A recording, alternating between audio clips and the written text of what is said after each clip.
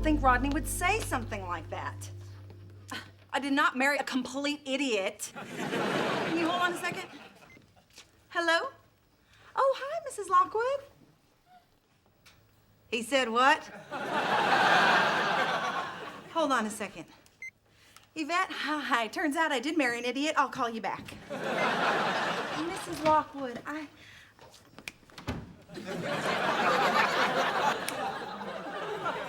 well, actually, he just walked in. Yes, I will tell him that, but that's pretty salty language coming from a choir director. Bye. Is Jack home? He's in his bedroom. Oh, good. I was gonna give him a ride, but apparently he felt like running.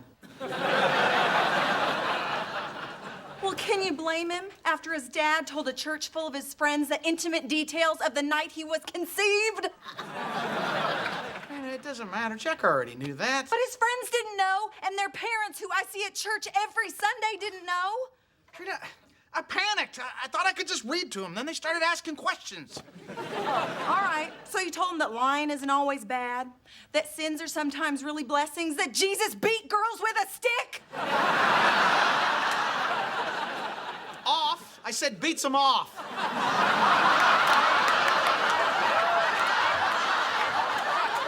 That is so much better. Trina, I was babysitting. I was the opening act, the entertainment. They're supposed to learn the real stuff from the preacher. Rodney, this is just like you. I asked you to do one simple thing, and you look for a shortcut, and you mess it all up. All I asked you to do was go to church with me and the boys. That's all. Just go to church. Yeah, well, what if that's not enough? I'm trying to get into heaven. I can't be like you. I can't be perfect all the time. I am not perfect all the time. Yes, you are. Don't try to deny it.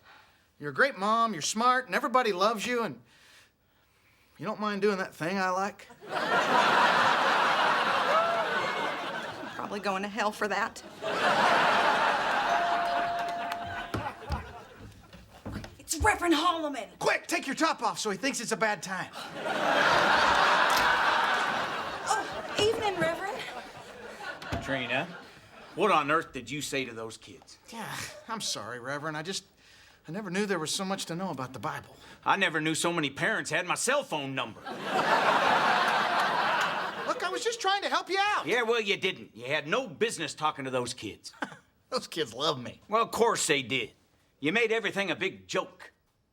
I guess it's too much to ask you not to be a comedian for 1 hour. Hey, I don't appreciate you coming in my house pointing the finger at me like I did all this on purpose. You're the preacher.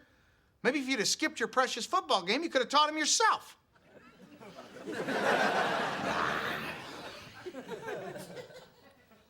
Why'd you get so quiet? You're not secretly damning me, are you?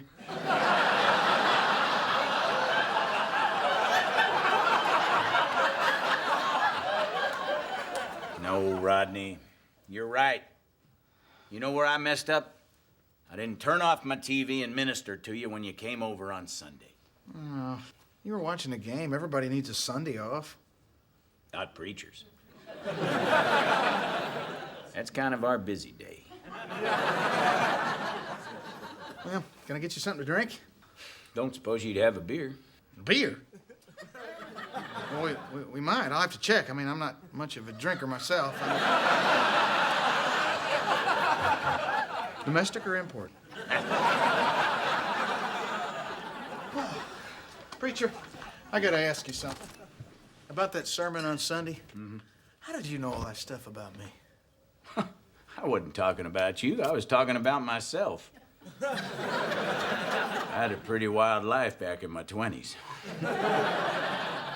You know, well, not to be critical, but I think next time you should tell them it's you because you're scaring people. Rodney, you're a good man. You try. That's all any of us can do. Can I ask you something? Sure. Do preachers ever worry about going to hell? Every day, buddy.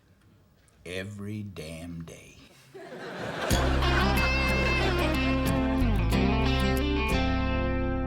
I tell you, this world is filled with evil. We don't always see it, but it's all around. Why, just yesterday, sweet Mrs. Russell, Went to check our donation box over at the supermarket, and some vile individual had filled it full of pornography. Dirty magazines, filthy movies, and a glass with a picture of a naked lady.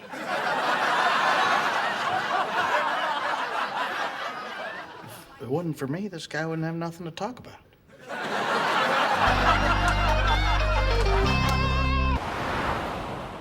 Hey, everybody, I'm home. Dad! Come here. Oh, God, it's so good to see So you. glad you're back. Bo's been crying ever since you left for your comedy tour. You've been crying for 2 months. I missed you, Dad. I missed him more.